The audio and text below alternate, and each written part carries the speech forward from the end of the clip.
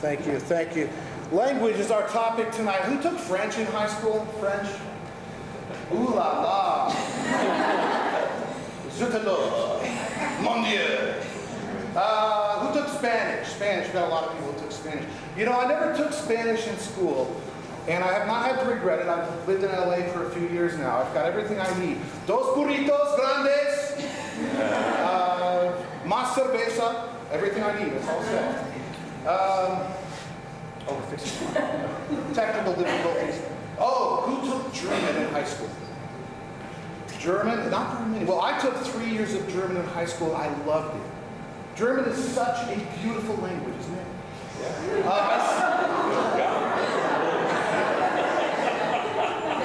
I still remember a little of the German I had in high school. Alois Reiter wohnt in Österreich. Sein Vater arbeitet für die Stadt. Alois Reiter lives in Austria. His father works for the city. Anybody here take Esperanto in high school? I'm so sorry. I'm so sorry. All right, so Latin. What is Latin? When I first started taking Latin many, many years ago, I had been given the impression, 3 impressions really, Latin was a dead language, that Latin is only for old dead dudes in togas from 2,000 years ago, and that Latin is really hard. You have to be really smart to take it. Those are the 3 things. And I found out over the years that all of those are false. All of those are completely false. So, what is Latin? Latin is the voice of your history and my history. It is your language, it's my language. If the English language were a computer, German would be the operating system, but Latin would be the hardware. Latin connects all the dots in the history of Western civilization. Latin is the master key to open up all the rooms and closets and cubbyholes of our rich tradition. The first issue, Latin is not the language of ancient Romans. On the contrary, the amount of Latin literature from the medieval period is 100 times greater than that from the Roman period. And the amount of Latin from the 1300s to the present is 100 times greater than that from the medieval period. This makes the Roman time period about 1% of Latin. That means 99% of Latin is about other things, other than Roman times. The vast majority of works written in Latin have not been translated into any other language. The vast majority. Therefore, if people stopped learning Latin altogether, think of the huge amount of human knowledge that would be lost. Consider, for example, the descriptions of the lives and cultures of indigenous peoples that were brought into the mainstream through letters from Catholic missionaries who had been sent to all parts of the world. A huge slab of modern ethnography was born in Latin, and many of these foundational texts are still only found in Latin. Second issue, is Latin dead? Latin is around us in all living things. It breathes and flows through us. Latin is like Yoda. Yoda, hiding in a cave with all the wisdom that has been handed down over the ages. But he's now growing old, alone on Dagobah, waiting for visitors. The prime advantage of Latin as a language is that you can pick up a book that was written yesterday, or 100 years ago, 500 years ago, 1,000 years ago, 2,000 years ago, and it's exactly the same language, and it's still intelligible. Because there have been no native speakers of Latin for such a long time, the language has remained relatively intact and pristine. It doesn't change in the way that modern languages do. For example, I'll give you an example of this. Who has seen Chaucer in the original language that he wrote in? Well, that's supposed to be English. They told me that's supposed to be English. I had a hard time believing that. I guess English has changed since Chaucer's day. Consider even Shakespeare, now only 500 years ago. Shakespeare, well, we can get it, but it's not that easy. And how easy is it going to be for our great-grandchildren in 100 years, and in 200 years, and in 300 years, Shakespeare is going to be gone. No one except experts is going to understand Shakespeare. He'll be gone, like Chaucer is. This is not true for Latin. This is not true for Latin. Because the best Latinists from the past 1,500 years were learning Latin as a second language, not as a native language.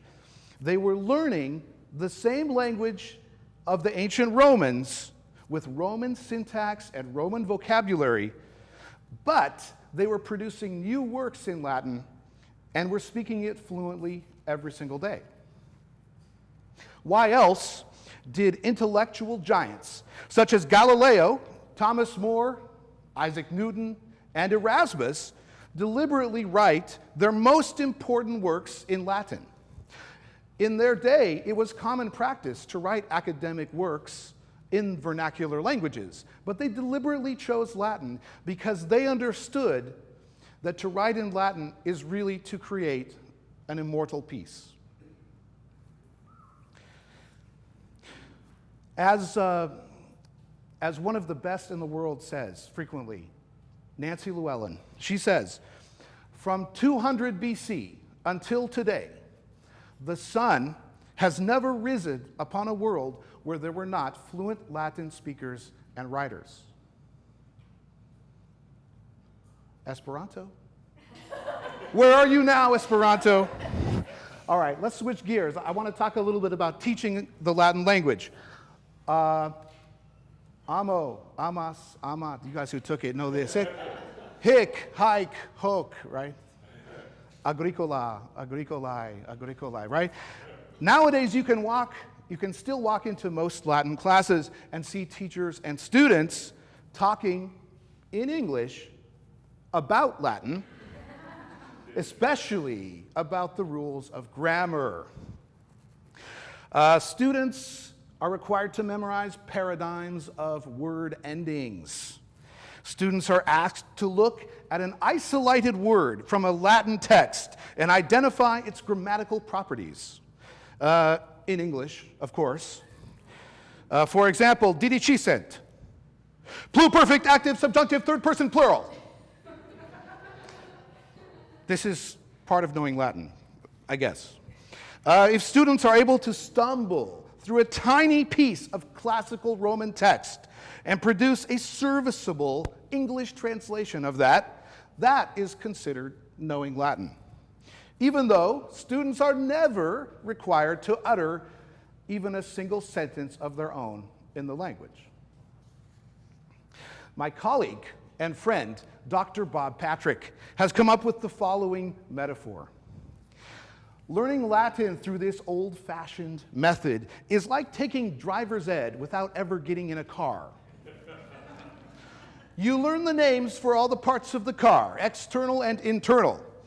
You learn theoretically how the machinery in the car would make it move.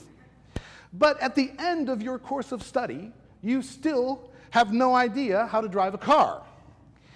And the real sad part about this metaphor is that your driver's ed instructor probably has never ever driven a car himself.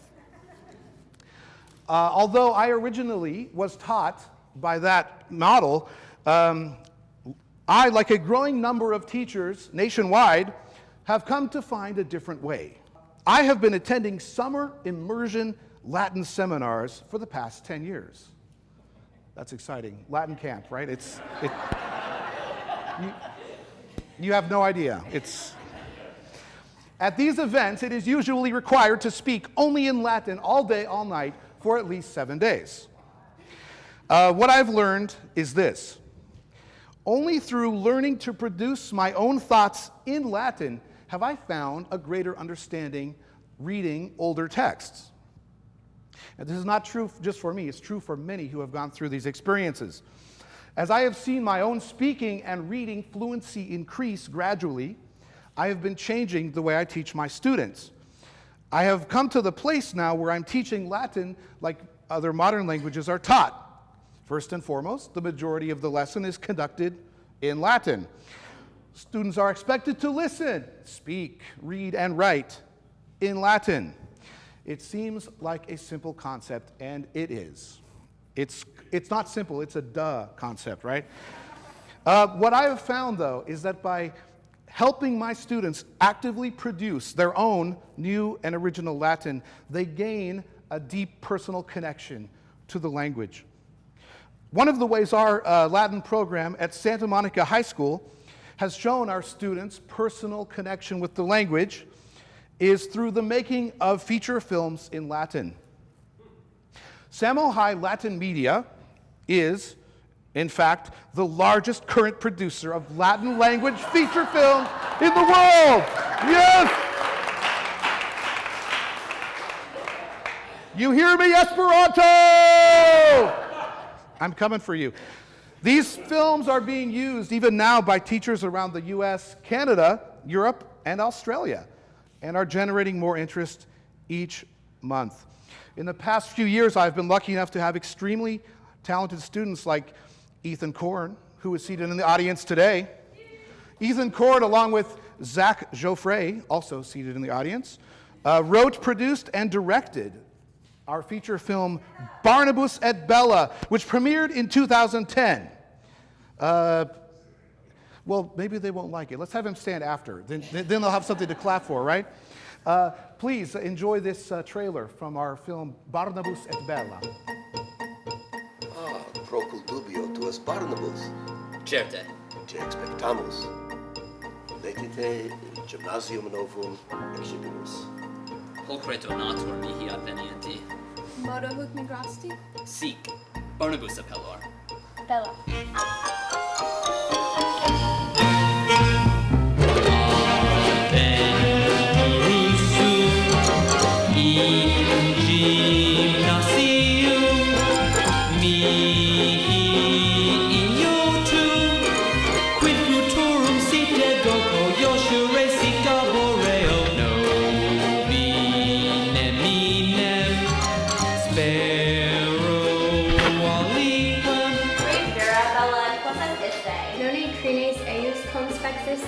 Va etiam vos eius democraticam? Motu sum, quamquam tales ineptias ex gradu tertio cum bella saepe honor, numquam ante coram me tantopere subrisu. Optime effectum, tibi gratuum. Modum solitum existimamus, quod tucum isto loque varis. Juvenes nostri generis, puelle illius generis, Non congruum. sic volvere parcas. Procursura probabiris? Certe, die scholastico perfecto. Incipiatur res. Est ne aliquid in te,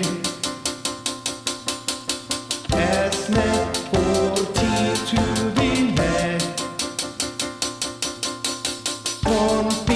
confidentia age, equid roboris virilitatis non et aliquid in est in te. None hic procusura probator? Il est Jacobus, terme prefectus, Tres annos continuos. cursor primus. Cintu te modo cucurrisse, quadringenta metra, una minuta in puncto. Jacobe, veni huc, ut tibi tradatur, isqui novissime te concertabit de nomine rimi cursoris. Et mihi ostende.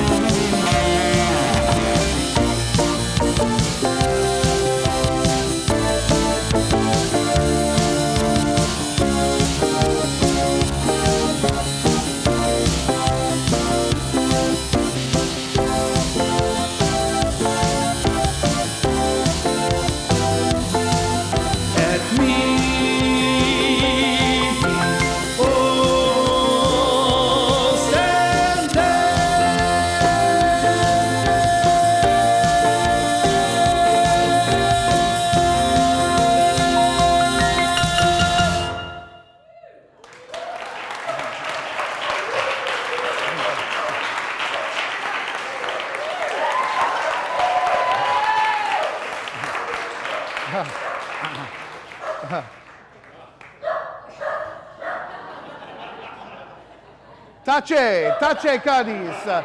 Non indece di interrompere. In closing, amici, why is Latin so special? Latin is a language like all others, only valuable because of its longevity and universality. The ironic truth about Latin is that only through personal connection with the language and the creation of new and original works can the history of our civilization truly be assured. Right now, we need to take Latin, the master key to our civilization, and take it out of the hands of a few teachers and professors, a few cloistered academics. Copy that master key and give it to everyone who wants to become a better and more informed world citizen.